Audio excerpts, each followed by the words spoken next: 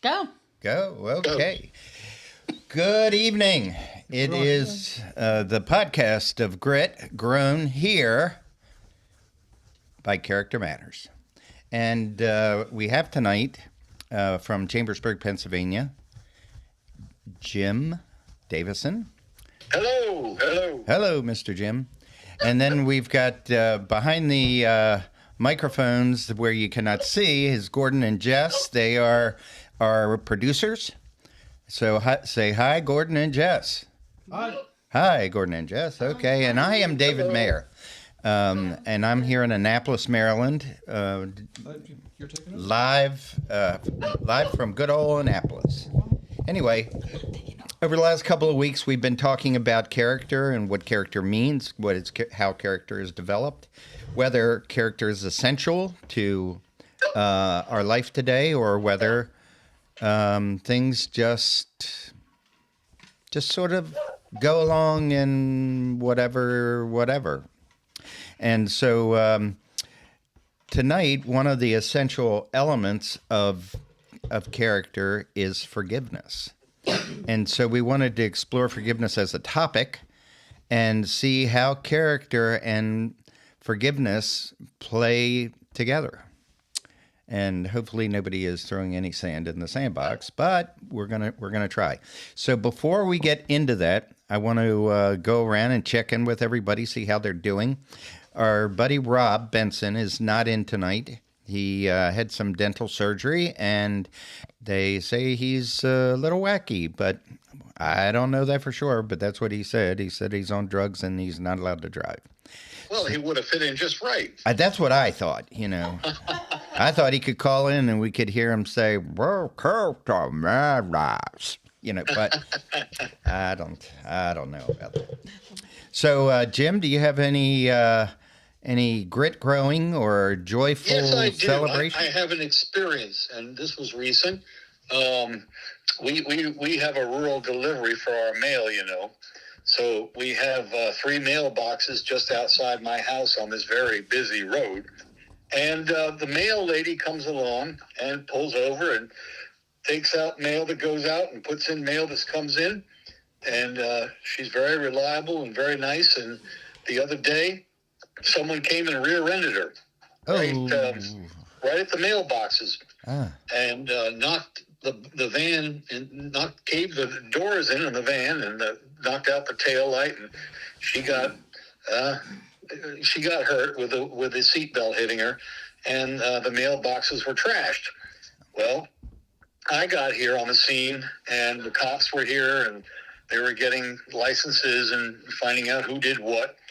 And it was very interesting because, we were attending to the mail lady because she obviously was the victim here.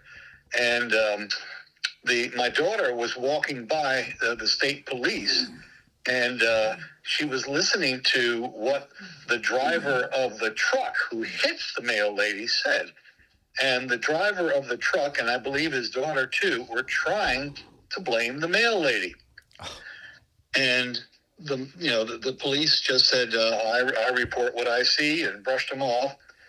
And we tried to get the mail lady to let somebody else do the rest of her route because she was obviously shaken. And she says, no, I'm going to finish my route. Wow. And she stuck to it. Wow. And she's just about to retire. She's within a month of retirement. So that was kind of like really wonderful grit and kind of the opposite of wonderful grit. Someone who's typically a victim and likes to blame. So she really shone today, and I'm sorry she's leaving the force because she's a great example. That's a great story. I really enjoyed that. Yep. Mr. Gordon, would you? I got nothing. You have nothing? Jess, anything on your side? In terms of maybe just joyful that happened to you during the week? Anything? I can do that. Let's do joy. Joyful, I can do. Okay. Because this past weekend, my oldest nephew Demetrius, he had his girlfriend. Oh, okay. His girlfriend gave birth to a son. And his name is Adrian. Okay. Oh, Very good. Cutie little pie. Yeah, that's wonderful. Very exciting. Sonny is excited, but he doesn't like it when it cries. Yeah, well, I don't like when I cry either. So yeah. Congratulations to Big D. Yeah, So very good. Demetrius says, "Yep, he's a big dad now." Wow. So All Yeah, right. time definitely He's a daddy. marches on. And, I had something earlier, but as time marches on in my brain, sometimes it doesn't go with it. But, I mean, I've had a very good week. My wife came back from her trip of watching grandchildren down in Charlottesville, Virginia, and I've been nothing but so joyful to see her because this spring and right up till now, we have been so busy. She's been out watching various families' kids a lot over the early part of the year. And we're getting ready to go on vacation next week. So thank you, Gordon. Because we get to go away for a whole week, we are like, Katie, bar the door. Don't let anybody in. Don't let anybody out until we leave.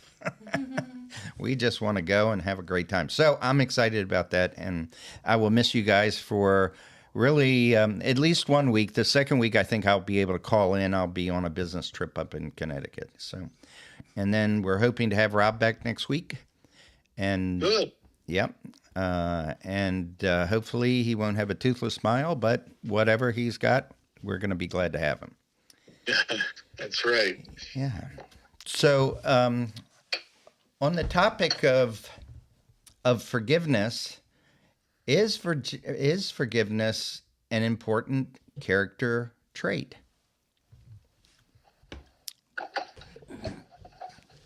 Well, can I speak? Yes, I was waiting for you because you're there and I'm here. So I was waiting. To me, it is very important, and it's probably not talked about very well. I know in psychology, at least, it became a construct for study because, in their wisdom, the psychologists decided that it was an important character trait for people to have, and so they were going to decide to study it. You know, it's never true unless psychology approves it. Oh, well, we already know that. And it obviously, in the matters of faith, it's very important because Christ taught us to forgive. But to me, what I have found, and I found even with myself, is that sometimes it's very, very hard.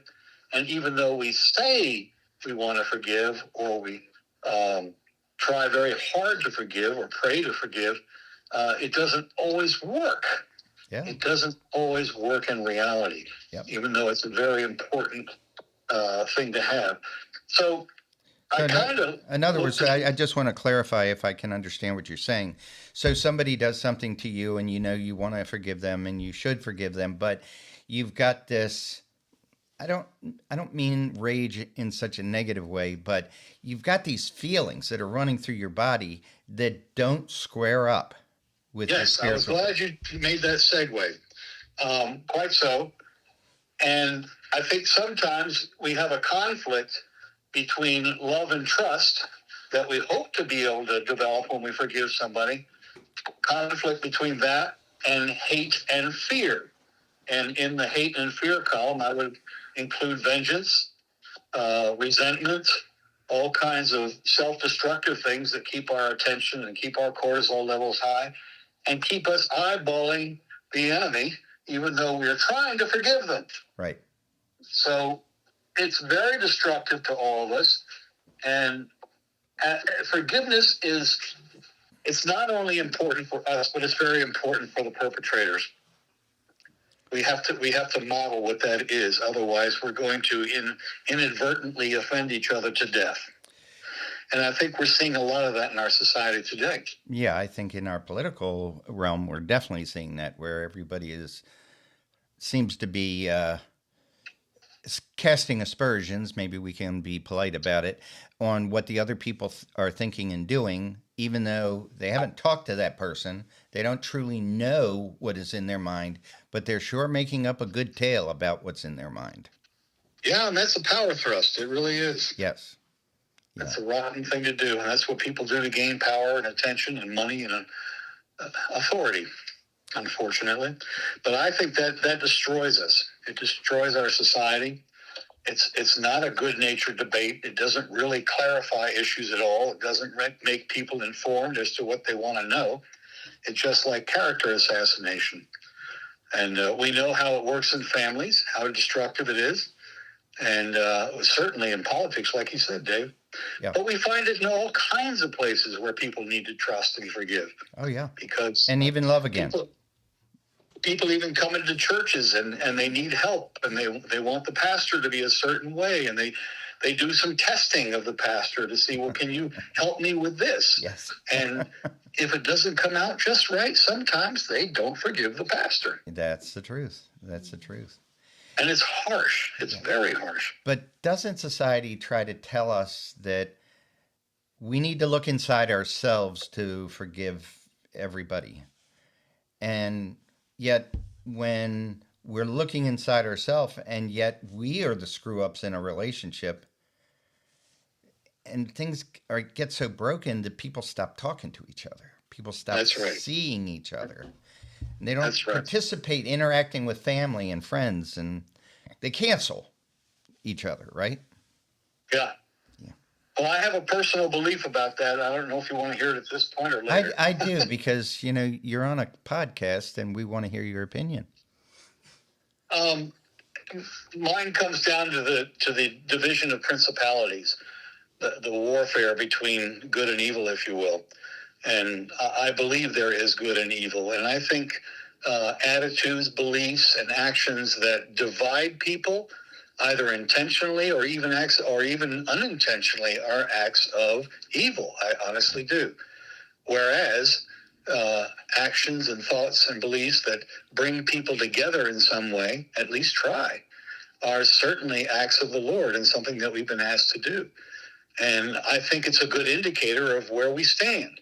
If we have in our hearts resentment and we have in our hearts retribution, and we don't, obviously we got to stay away from people who are harming us. But if we're isolating just to choke that person to death socially, we're acting out a form of evil. I truly believe that. Yeah, I can see where you're coming from. But if we only spend time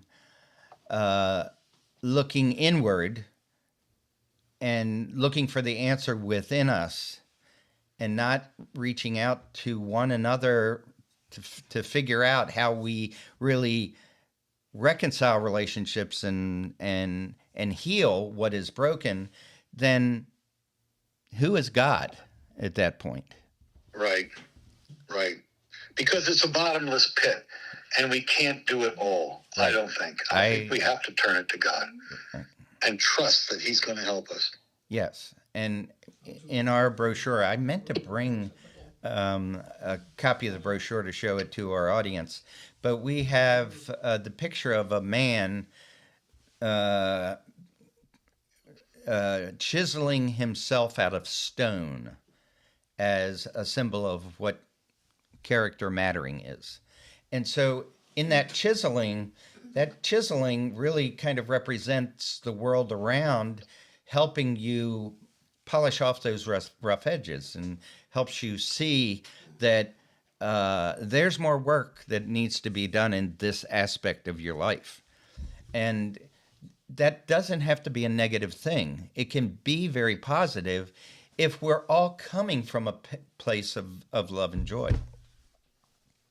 I agree, Dave. I honestly do.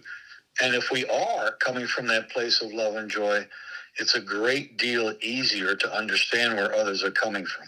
Well, doesn't it then just become a natural way of life if everybody is coming from love and joy? And everybody then isn't looking to be offended. They might stop for a second and just say, that was a tough word that I just heard. Yeah. Where does that fit in my life? What edges is it bumping up against? Where do I need to do some reflection and not blame somebody else for how I'm feeling? Yeah, very, very good. And with with great love and respect, we look to other people to help guide us to do that. Yeah. Because we need that, one crazy person at a time. We can really help people pull back from that if we really pay attention and care enough and don't, get involved instead of ignoring. Right. And my point of view is forgiveness is not an emotion. Forgiveness is a choice. And forgiveness does not mean that you weren't hurt. Whatever happened, you were hurt. And it does hurt. But Right. you probably weren't hurt physically. But, whatever the hurt you feel it is, whether it's financial or spiritually or emotionally, the question is, how do you respond? How do you train yourself to forgive instead of giving into the dark side of emotions? Quite so. Hate, anger, vengeance, retribution, retaliation. I see think the deeper the hurt and the more it hurts you, the people you love, maybe the harder it is to do. But the point I was going to make is, if you come from anger, you get more anger. If you come from hate, you get more hate. If you come from vengeance, you get more vengeance. And because then it's very difficult to be loving when you're carrying around this poison chemical in your body that is all about anger. Right. Yeah. I mean, we can look on a macro level and see what's going on between President Trump and President Xi. Just today, people talk about how dangerous the Chinese are becoming, how they're trying to take over the world, and financially and logistically and militarily and all the rest, and being fearful. And yet the both of them stood there, I believe it was today, maybe yesterday, and made the announcement that we need to be friends. We need to work together. Yeah. And it was a common statement, and there was a lot of cheering about that, and people in the streets cheering about that, and American flags. Yeah. And to me, that was a great example. Well, I agree it's a good example, but then again, here's my distrust. Are they going to live up to what they just said? Right. Where have they shown that they live up to what they just said? Right. I mean, right now we have a war going on with Iran. China gets a lot of oil from Iran. One of the container ships that has a lot of products for Iran, or for China, was hit by Iranian missiles. And, if we had an agreement worked out with China, maybe we could let some fuel go through. But we don't. They're not helping us because they can influence Iran. They're not saying, hey, no more missiles until, you do this, that, or the other thing. And I'm sincerely hoping that works out. Of course, like we've said before, we don't know who's in charge of what in Iran right now. That's right. We just don't know. Yeah. But I mean, with forgiveness, you've got to step out on that plank that I'll call trust, because, when you're hurt, you're hurt. You're not going to forget that you were hurt.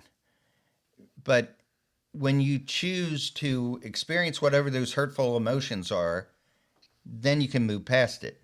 But if you're holding on to those emotions and not experiencing them, what is that old saying? It's like you wish somebody else is dead, but you drink the poison. Exactly.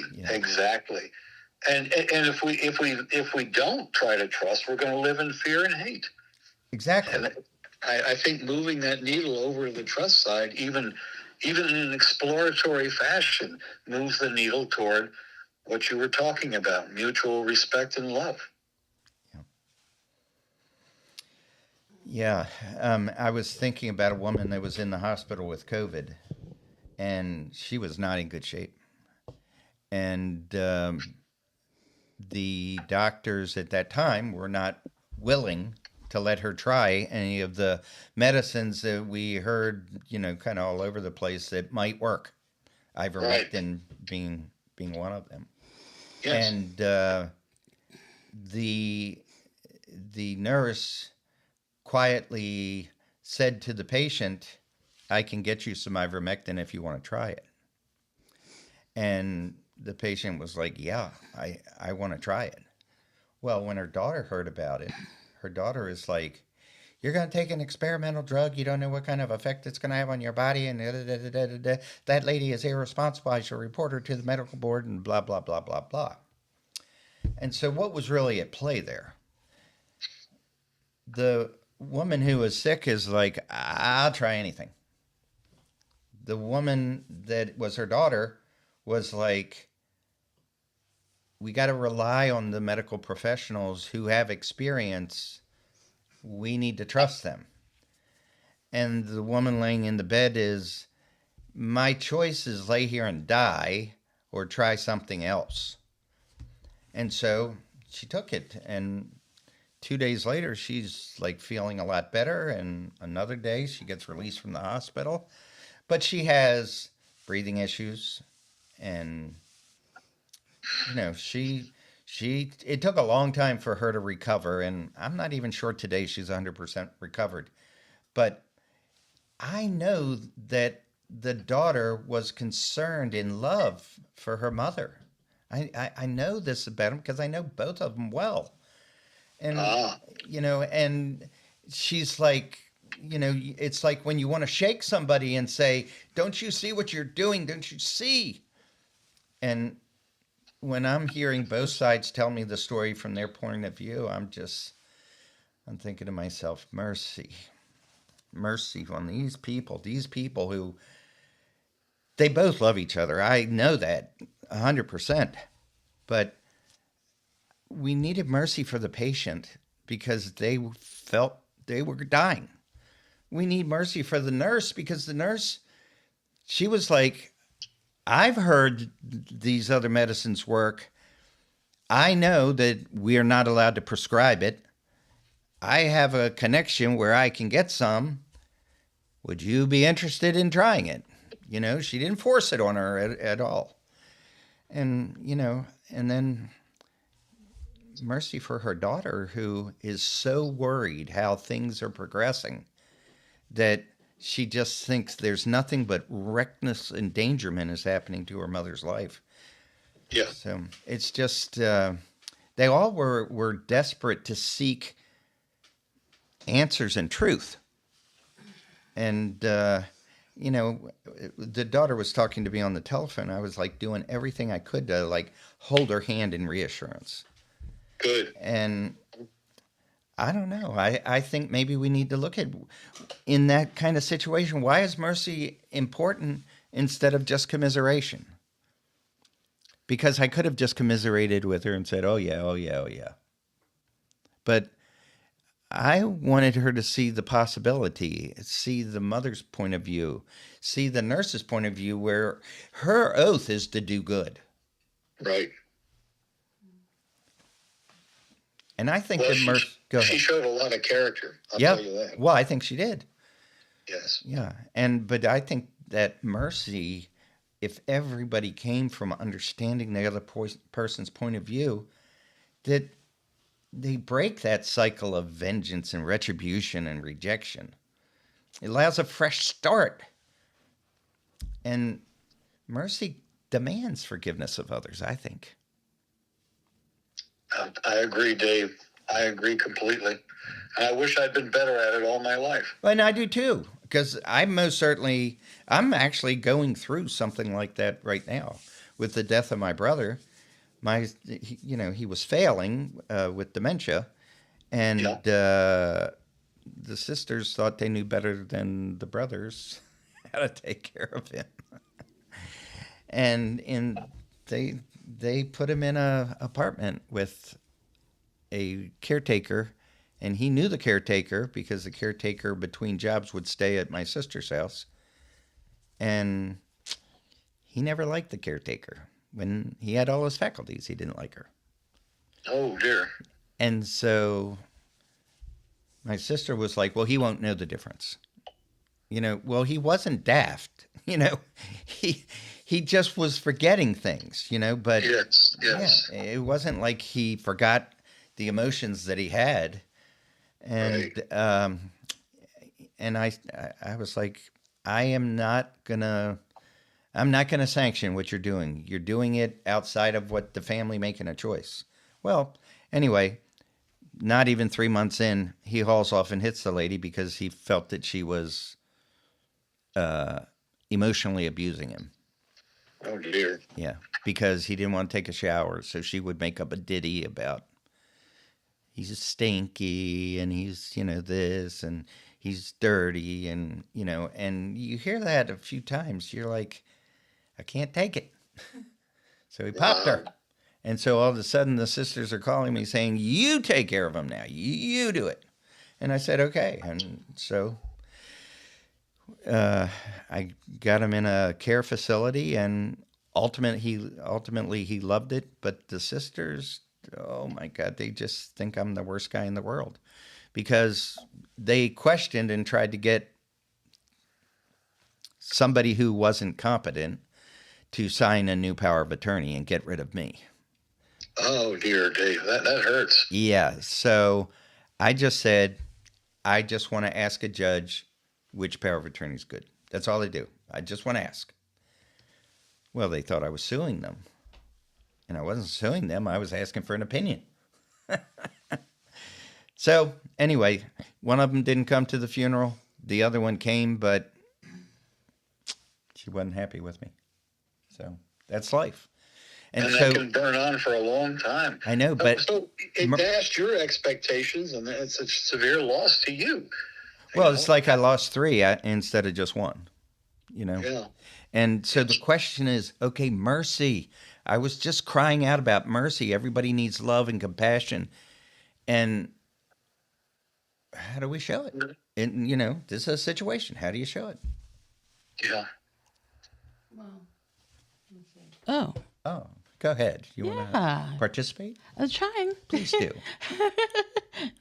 One of the things that, when you're talking about unforgiveness is one of the things that unforgiveness leads to is bitterness. And you grow very bitter and angry and upset and hateful and vengeful. And that's kind of what leads to all that stuff. It's part of it. And one of the things like I know we get passed down a lot of stuff from our parents. And something that my Aunt Carol had taught me is that we're given a choice. And we can either choose to keep what we've been dealt, or we can choose to overcome what we've been dealt. Right. And, and I saw the difference between her and my mom. Yeah. And she overcome a lot of she overcame. And my mom, well, she chose To hang on to it. kind of hang on to it. And, towards the end of her life, she was starting to overcome it, but she just kind of, and I saw the difference. And I think my mom was like kind of jealous of that, I think, because the relationship I had with my aunt, she thought I liked my aunt better, but Sure. I saw the difference between the two. Right. And, Of course. I wanted what my aunt had for my mom. Right. That freedom Yeah. that my aunt had found, and how she was able to connect. My aunt was able to connect with me emotionally, Right. whereas my mom couldn't. And and I saw, unforgiveness in my own life and how it makes you bitter. Yeah. And, I don't know anybody who likes being bitter. Nobody likes it, But forgiveness is hard. And I've seen it not just mentioned in Christianity and mental health, but also in like Islam and some other different religions. yeah. Some religions as well. But without a forgiving God, it seems like it's almost impossible to forgive somebody else. Well, I think that there's steps to forgiveness. And Jim, you can straighten me out if I'm going way off track, but I call it the shot in the arm example. So my son was struggling a little bit with forgiveness, and I said, well, son, look at it this way. If I came by and I just took my hand and punched you right in the shoulder, and you were like, ow, that hurt. And I say, oh, sorry. And I walk away. Am I sorry? Maybe, but maybe not. And so I come by a little while later, and all of a sudden I pop him in the arm again. And he looks at me and he said, "What are you doing here?" And I say, "Oh, sorry." And if I come by him again, he may cower a little bit, to save his arm, but I give him another shot in the arm, and he's like, "You are not sorry." And I'm like, "You're right. Okay, but if I give you a shot in the arm and I say, 'Son, I hit you in the arm. I'm wrong. I should not have done that. And I know it hurts. And it's not funny, but I'm not going to hit you in the arm anymore. Will you forgive me?' And then I think all of the elements are there for understanding because I admitted my faults. I indicated what the damage is, and I amended my ways. Now, if I come by again and punch him in the shoulder, he's never going to forgive me. But if I have actually amended my ways, then the chance for him to be able to forgive me is really high because I acknowledged exactly what I've done. Quickly too. Yeah, and quickly. But the problem is when we hurt one another, we aren't quick with the, "Oh, I see how you're hurt. Oh, that wasn't my intention, but I see what the results are. And would you forgive me for what my actions were?" Right. And that Right. is, and then you don't have to wait on another person to ask for forgiveness because at that point you've already dealt with a lot of the emotions that went into the incident. Any comment, Jim? And truly, the possibility of changing the person who's been victimized into a mindset of resentment and hurt and fear is very powerful without that. Yes. And the fact that you come back and say, "I'm wrong. I am wrong to have done this to you. I really apologize," frees them of that. Yes. Yes, it does. Well, Isaiah 59 says, "But your iniquities have made a separation between you and your God, and your sins have hidden his face from you so that you do not hear." That's Very good point. Yeah. Because I agree. I think we distance ourselves from God when we hang on to resentment. Yeah. Yep. Yeah. And so I just think that you've got to be able to explain to the person that you've hurt what you did wrong. But then again, I mean, if you feel like you've been the one that is injured, you can walk them through their side of it by asking questions. Yeah. You just hit me in the arm. That hurts. Yeah. Yeah. And, what should I do about that in the future? Should I just hold my arm every time I go near you?